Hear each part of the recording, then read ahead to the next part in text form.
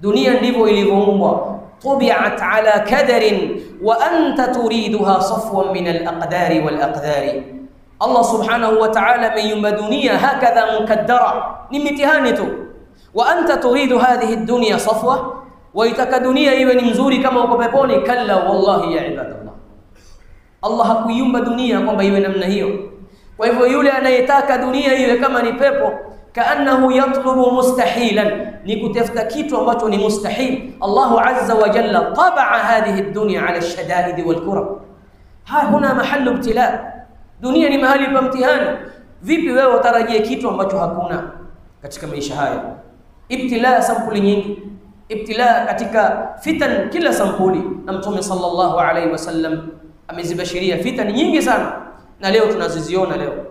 Fitan al-alam al'an asbaha tamuju bil fitan. Ulimwengu leo umezungukwa na fitna kila sampuli.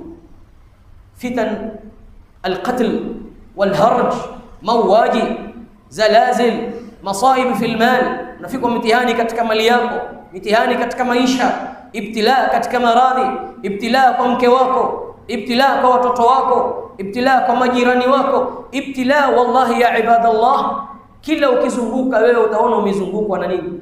Na mitihani. Kila mahali ni mitihani, ndugu zangu katika imani.